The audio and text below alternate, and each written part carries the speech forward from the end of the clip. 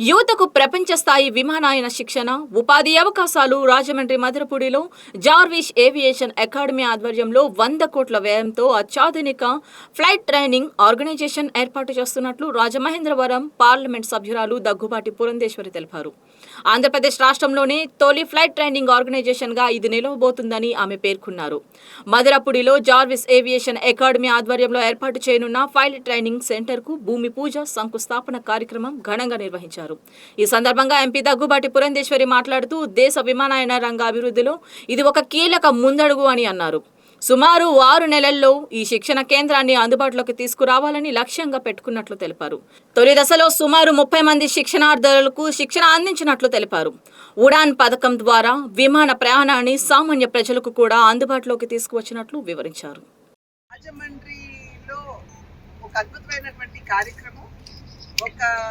మనం ఈ రాజమండ్రిలో ఏదైతే పెట్టుబడులు రావాలి అని చెప్పి మనం ఆకాంక్షిస్తున్నాం, ఒక రకంగా ఆ పెట్టుబడి రూపంలో మనకి ఇక్కడ జార్విస్ ఏవియేషన్ కంపెనీ వారు పైలట్ ట్రైనింగ్ ఇన్స్టిట్యూట్ని ఇక్కడ ప్రారంభించడం వాళ్ళే శంకుస్థాపన చేసుకున్నాము. దగ్గర ఒక 6 నెలల్లో ఇది ఇంచుమించుగా రెడీ అయ్యేటువంటి అవకాశం ఉంటుంది. దీని మాధ్యమంగా ఏమిటంటే పైలట్లకి సంబంధించినటువంటి ట్రైనింగ్ అంటే శిక్షణ ఇక్కడ ఇవ్వడం జరుగుతుంది.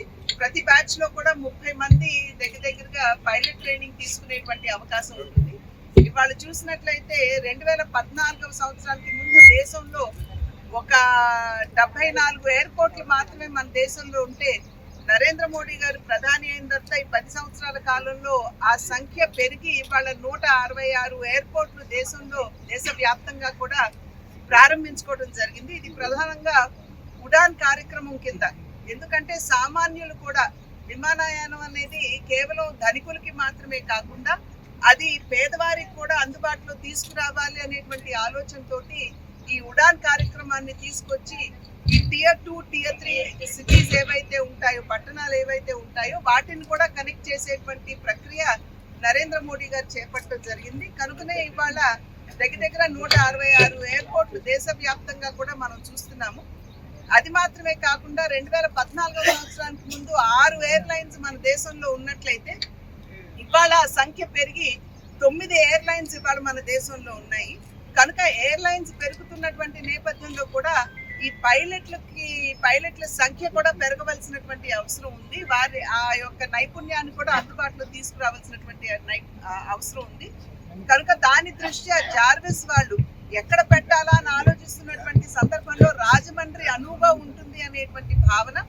ఎందుకంటే ఇంకా రాజమండ్రి ఏదైతే ఫ్లైట్స్ రావాలో ఆ సంఖ్య పెరుగుతున్నటువంటి సందర్భంలో ఉన్నటువంటి టార్మాక్ ఏదైతే ఉంటుందో, విమానం ఎగరటానికి కావాల్సినటువంటి సదుపాయం ఏదైతే ఉంటుందో అది జార్విస్ వాళ్ళు వినియోగించుకుంటూ వారు వాడుకుంటూ ట్రైనింగ్ ఇచ్చుకునేటువంటి అవకాశం ఉంటుంది. ఎందుకంటే దగ్గర ఒక 8 గంటల పాటు వారికి ఇదంతా కూడా అందుబాటులో వచ్చేటువంటి అవకాశం ఉంటుంది. కాబట్టి ఇది కేవలం పైలట్ ట్రైనింగ్ కి మాత్రమే కాకుండా రాబోయే కాలంలో ఇది క్రూ మెంబర్స్ కి, అంటే ఏదైతే ఎయిర్ హోస్టెస్లు ఆ ప్లేన్ లో ఉన్నటువంటి సిబ్బంది ఉంటారు వారికి ట్రైనింగ్ ఇవ్వటం, అదే విధంగా ఏటీసీ అంటే ఫ్లైట్లు దిగుతున్నప్పుడు అవి ఎగురుతున్నప్పుడు ఇవ్వాల్సినటువంటి సూచన సాధారణంగా ఏటీసీ ఇస్తూ ఉంటుంది.